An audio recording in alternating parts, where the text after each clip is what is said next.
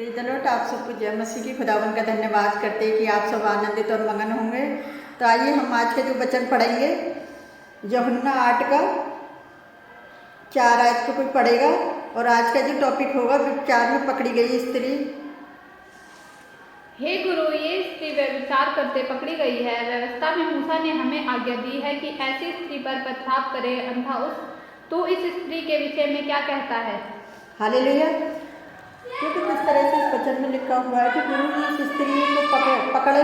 ये थी जो स्त्री के बारे में जो लोग बोल रहे हैं, क्या अभी कोई भी कैसा भी काम करता है लोग उस पर उंगली उठाने लग जाते हैं। अगर हम 3 में देखेंगे, तभी शास्त्री और फरीसी एक स्त्री को लाए जो व्यभिचार में पकड़ी गई थी और उसके बीच में खड़े होकर कहा, यीशु से कहा, हे गुरु, ये स्त्री व्यभिचार करते हुए पकड़ी गई है। तो गुरु कहता है, व्यवस्था में क्या लिखा है? मूसा ने हमें आज्ञा दी कि ऐसी स्त्री पर पत्थर व करे। देख रहे हो, कोई इस स्त्री के बारे में कह रहे हैं कि इसको पत्थर व करे। अगर हम 6 में देखेंगे तो उसमें लिखा है, उन्होंने उसको परखने के लिए ये बात कही ताकि इस पर दोष लगाने के लिए कोई बात पाए, परंतु ऐसे झुककर उंगली से भूमि पर लिखने लगा। 7 में देखेंगे, जब वे उससे पूछते रहे तो उसने सीधे होकर उनसे कहा, तुम में जो निष्पाप है वे पहले उसको पत्थर मारे। और 8 में देखेंगे, फिर वे झुककर भूमि पर उंगली से लिखने लगा, परंतु वे ये सुनकर बड़ों से लेकर छोटों तक एक एक करके निकल गए और यीशु अकेला रह गया और स्त्री वहीं बीच में खड़ी रह गई। यीशु ने सीधे होकर उससे कहा, हे नारी, वे कहाँ गए? किसी ने तुझे पर दंड की आज्ञा ना दी? उसने कहा, हे प्रभु, किसी ने नहीं। यीशु ने कहा, मैं भी तुझ पर दंड की आज्ञा नहीं देता, जा फिर पाप ना करना। हालेलुया। और हमने यहाँ 11 तक पढ़ा कि देखो, ये प्रभु ने ये नहीं कहा कि मतलब उस ना तो उस स्त्री ने ये कहा कि मैंने पाप किया है, जब मुझे क्षमा कर दे। यीशु मसीह ने उससे कहा कि तू फिर से पाप मत करना। तो यीशु को कुछ लोग पता है क्या है कि फंसाना चाहते हैं। जैसे आज लोग देख रहे हो किस तरह से लोगों को फंसाना चाहते हैं। मसीह लोगों को कोई ना कोई दोष लगाएं, कुछ दोष नहीं मिल रहा तो पता क्या है कि धर्म परिवर्तन का ही दोष लगा रहे हैं। कुछ ना कुछ मतलब लोग मौका देखते हैं। तो इसी में हम 8 में देखेंगे तो यीशु ने उनके फैलाए हुए जाल में नहीं फंसा, क्योंकि उसे स्त्री के पत्थर व किया जाना, क्योंकि इसके पाप किए थे। लेकिन जो व्यक्ति पत्थर फेंके जब मारे उसे, वे यीशु ने कहा, जो व्यक्ति उसे पत्थर मारे जब फेंके उस पर, वो निष्पाप हो। यीशु का कहने का मतलब था वो पहले शुद्ध हो। लेकिन लोगों ने क्या करा कि वहाँ पर खड़े हुए सारे लोग ये देखने लगे कि मतलब यीशु मसीह क्या कह रहा है। कुछ लोग वहाँ पर बुजुर्ग खड़े थे, उन बुजुर्गों ने क्या करा, यीशु मसीह की बात को समझा कि हाँ जी सच कह रहा है, हम भी तो पापी हैं। उन्होंने अपने मन में पता नहीं क्या क्या सोचा होगा, लेकिन वो चले गए। फिर कुछ और नौजवानों ने देखा कि जो बुजुर्ग लोग चले गए, अब पता है क्या होता है कि हम भी चले जाते हैं। फिर यीशु मसीह ने उस औरत से कहा कि मतलब क्या अब तुम फिर से ऐसा पाप मत करना। लेकिन यीशु के कहने का मतलब ये नहीं था कि मतलब क्या तू उसे पाप क्षमा हो गए, उसके पाप क्षमा नहीं हुए थे, क्योंकि अभी तक उसने विनती नहीं की थी और उसने अभी तक यीशु मसीह से अपने पापों की क्षमा नहीं मांगी थी। तो इस कहानी से हम सबके लिए एक बड़ी शिक्षा उपलब्ध है। हमें अपने भाई या अपनी बहन पर पत्थर फेंकने के लिए जल्दी तैयार हो जाते हैं। पत्थर जब बुरी बात, निंदा, झूठी गवाही और कुड़कुड़ाना आदि के समाने हम पहले अपने आप को देखें। पहले हमें पता है क्या, अपने आप को देखें। अगर हम किसी और पे दोष लगा रहे हैं तो खुद ही हम दोषी ठहरेंगे। और इसने कभी भी पाप ना करा हो, इस कहानी से हमें ये नहीं समझना चाहिए कि ऐसे हमारे पापों को नज़रअंदाज करता है। न्याय के अंतिम दिन में हम पर दया प्राप्त नहीं करेंगे, क्योंकि उस दिन हमारे कार्यों के अनुसार हमारा न्याय होगा। लेकिन अगर कोई व्यक्ति इस जीवन में सचमुच पछतावा करता है तो उस पर दया या क्षमा करने का भी अवसर नहीं मिलेगा। और जो ध्यान देने योग्य बात है कि लिखा है कि यीशु ने उस स्त्री के पाप को क्षमा नहीं किया था। इसका कारण था कि उस स्त्री ने अभी तक अपने पापों से पछतावा नहीं किया था। उसने अभी तक क्षमा के लिए विनती भी नहीं की थी कि यीशु मसीह से मैं क्षमा मांग लूँ। तो प्रत्येक व्यक्ति को पता है क्या है कि क्षमा पाने के लिए हमें पछतावा करना जरूरी है। तो ऐसे इस कहानी से हमें सीखने को मिलता है कि किस तरह से स्त्री को यीशु की परीक्षा करने के लिए लोग उसे पकड़ कर लेकर आए। तो आज भी तो देखो ऐसी चीज़ों पर कोई कार्रवाई नहीं करता, जो लोगों पे एक दूसरे के अत्याचार कर रहे हैं और एक दूसरे की हत्या कर देते हैं, उन पर कोई नज़र नहीं रखता।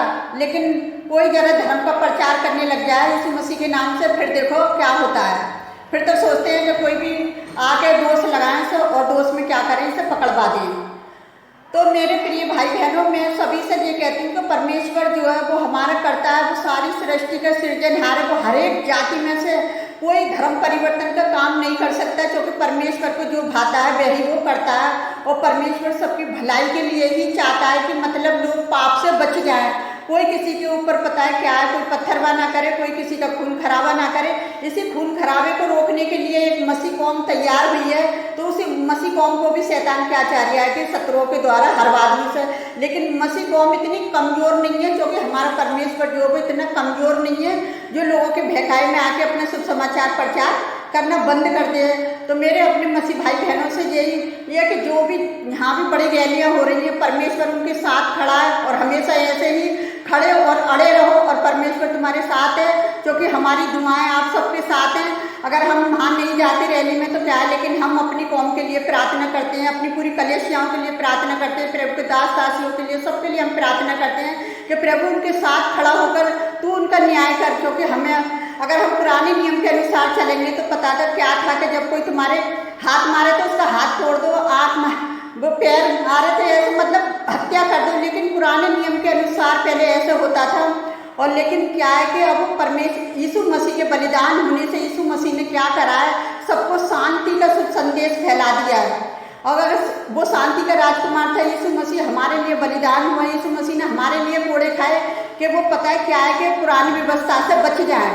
जिस तरह से पुरानी व्यवस्था में लिख रहा है कि मतलब जो कोई पाप करे तो वो मृत्युदंड पाए, जैसे लेव व्यवस्था में, व्यवस्था विवरण में, जिनमें भी जो भी आयतों में लिखा हुआ है, तो परमेश्वर पहले ऐसे करता था। लेकिन यीशु मसीह ने सबकी बीमारियों को, सबकी परेशानियों को, कलेशों को अपने ऊपर उठा लिया ताकि मेरे लोग बचाए जा सके, चाहे वो हिंदू हो चाहे मुसलमान हो। सारी कौम के लिए यीशु मसीह बलिदान हुआ, और सारी कौम के लिए यीशु मसीह ने क्या करा, अपने आप को सूली की मौत सहली और तीसरे दिन वो मुर्दों में से जी उठा, ताकि जो मेरे परमेश्वर पिता के जो बचाए बनी हुए औलाद है, जो मेरे उन्होंने अपनी संतान होने का अधिकार दिया, जो उन्हें अपने बेटे बेटी कहलाए वो परमेश्वर के, उनके लिए अपने आप को बलिदान कर दिया सारी मानव जाति के लिए। तो मैं परमेश्वर का धन्यवाद करती हूँ कि कोई भी जाति धर्म के पीछे किसी भी धर्म में हो, लेकिन वो लड़ाई झगड़ा ना करे और वो अपने अपने धर्मों को समझे कि किस तरह से हमें परमेश्वर ने मार्ग दिखाया है, उस मार्ग पर हम चलें।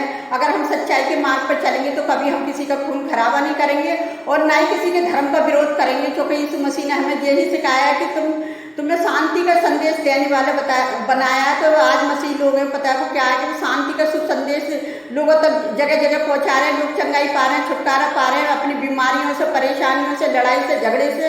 तो आज क्या है कि विरोधी उनके विरोध खड़े हो रहे हैं, तो उन विरोधियों को तो परमेश्वर संभाल लेगा। लेकिन अपने आप को, मेरे मसीह भाई बहनों, तुम भी अपना खून खराबा ना कराओ, अपने आप को बचाव करो। यीशु मसीह के ऊपर जब पत्थर फेंके जाते तो यीशु मसीह भी अपने आप को पर बचाव करता था। तो आज हमें पिटना नहीं है, लेकिन जवाब देना है वचन के अनुसार। जब हम वचन के अनुसार जवाब देंगे तो लोग अपने आप ही जो समझदार होंगे वो समझ जाएंगे। और कहते हैं ना, जो बातों से नहीं मानता, तो कहते हैं ना वो लातों के भूत बातों से नहीं मानते तो उन्हें लात मारनी पड़ती है। लेकिन जब परमेश्वर की लात उनमें पड़ेगी तो जब उनको पता चलेगी कि मतलब परमेश्वर क्या है, सचमुच मसीह कौम का ये, जो परमेश्वर हमारा ये, एक बार विरोधी लोगों से प्रार्थना करके देखें कि परमेश्वर सचमुच मुझे भी ऐसा कर दे कि मैं तेरा शुभ समाचार प्रचार कर सकूं। तो मैं अपने परमेश्वर यहोवा का धन्यवाद करती हूँ कि प्रभु ने हमें ये सुंदर वचन देकर आशीषित किया। उस बड़ी गवाही के लिए भी मैं धन्यवाद करती हूँ कि प्रभु ने किस तरह से अपने लोगों को खड़ा किया है, अपनी कौम को। तो आगे भी ये कौम बढ़ती जाए, मसीह समाज। तो मैं परमेश्वर का धन्यवाद करती हूँ। आइए हम आप सबके लिए प्रार्थना करते हैं, आप भी हमारे साथ मिलकर प्रार्थना करें। हालेलुया, धन्यवाद करते प्यारे जीवो परमेश्वर, इस सुंदर समय के लिए, सुंदर दिन के लिए प्यारे जीवो परमेश्वर की ये सुंदर वचन देकर दिया कि किस तरह से लोग यीशु मसीह को फंसाना चाह रहे थे उस स्त्री के द्वारा। पिता, आज तेरी मसीह भाई बहनों को भी इस तरह से लोग फंसाना चाहते हैं पिता, क्योंकि फंसाने वाले से बड़े आप हैं मेरे जीवो परमेश्वर। आप सबको बचाने वाले हैं मेरे खुदावन। आप सारी मानव जाति के सृजनहार हैं पिता, कि हमारे यीशु मसीह का लहू बहाना, कूड़े खाना व्यर्थ नहीं है, एक आशीष बनकर उभरेगा प्यारे पिता परमेश्वर। सारी कौम के लिए पिता, जो ईसाई समाज को खड़ा किया है कि सबके लिए प्रार्थना करें, और कोई धर्म जाति के पीछे लड़ाई झगड़ा नहीं है प्यारे जो वो परमेश्वर। सिर्फ एक शुभ समाचार, शांति का संदेश फैलाना है प्यारे जो परमेश्वर के, हमारे देश में शांति बनी रहे पिता।